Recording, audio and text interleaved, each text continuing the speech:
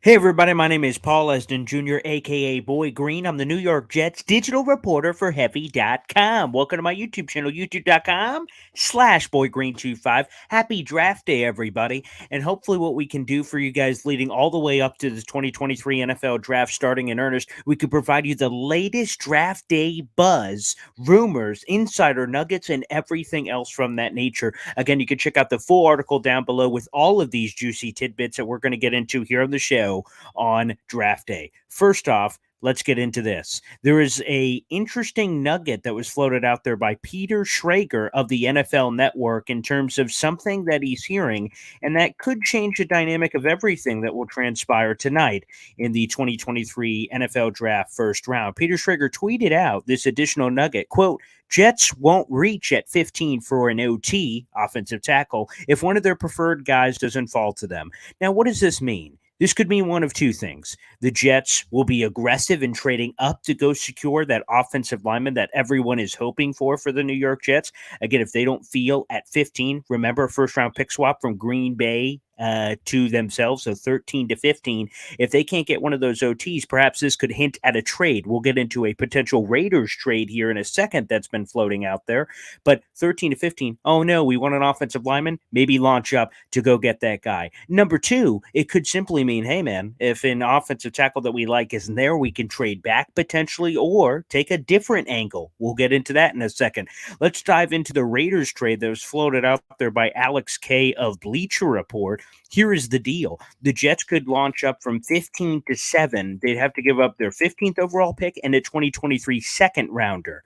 Now, that sounds like an expensive price to jump up 8 spots in the draft, but according to the NFL draft value chart, it's right about on track. When you look at the point values, when you look at the numbers, the number seven overall pick is worth 1,500 points. 15th overall is a 1050, so you got 450 points to make up, and the 43rd overall pick in the second round is 470. So it's a little more expensive, but only barely by 20 draft points. So maybe the Raiders could flip back a seventh or a sixth or something to make up the difference of that deal. But nonetheless, a potential trade up for the Jets. And in theory, if the Jets made that trade up, they could get whatever offensive lineman they wanted at 7. My preferred guy is Peter Skoronski because he can play anywhere on the line.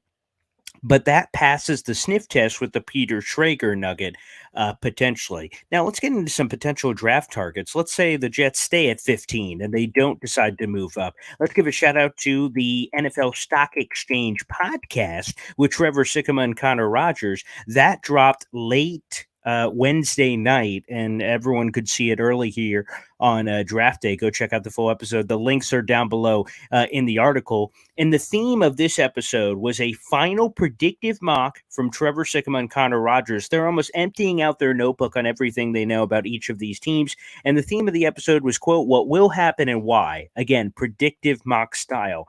When the Jets came up on the clock at number 15, Connor Rogers revealed the 3 players he'd be looking at that spot. Broderick Jones, offensive tackle out of Georgia, Kalijah Cansey, the defensive tackle out of Pittsburgh, and Jackson Smith and Jigba, wide receiver out of Ohio State. Again, we did a full deep dive on the JSN rumors in a video we posted yesterday from Matt Miller. So we'll leave that one kind of alone for a second, although the one interesting nugget from Connor Rogers speaking to people around the league is he said he heard this nugget.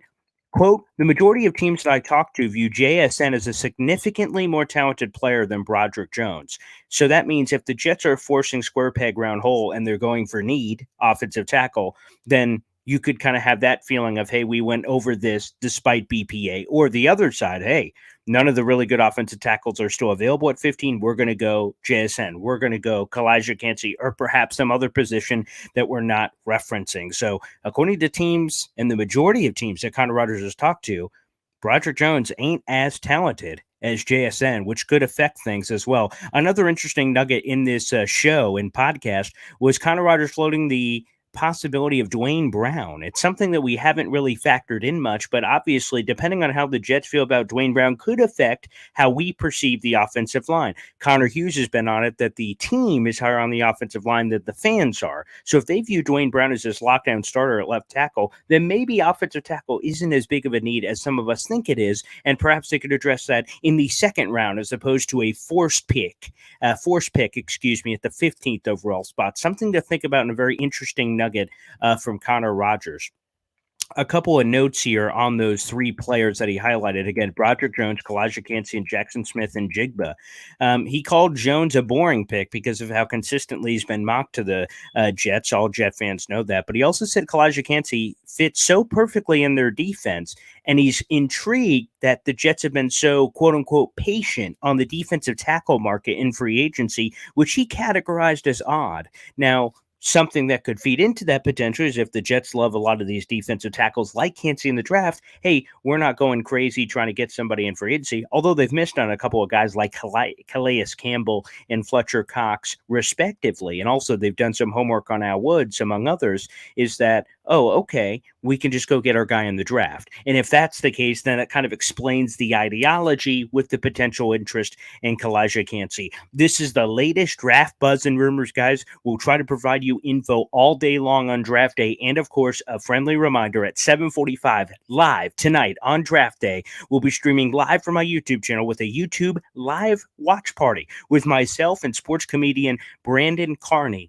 And we hope that this viewing experience is in conjunction with whatever you're doing, not replacing. I'm not asking you to watch our stream instead of the NFL draft on ESPN or NFL Network, but watch in conjunction. You know, sometimes when you watch a sporting event and you don't like the play by play, you play a different level of play by play, either off your phone or somewhere else. Hopefully, we could provide that kind of commentary for some of you guys with the guests and of course some of the fun chatter we're going to have. So guys, hopefully we'll see you later tonight at 7:45. If not, we'll try to drop a couple more videos here on the channel on the latest draft buzz with the New York Jets. Make sure you guys like the video, hit subscribe down below. We're in an epic chase to get 5,000 subscribers, and we'll see if we can get there. Thanks everybody for tuning in. We'll see you next time. Happy draft day. Ha!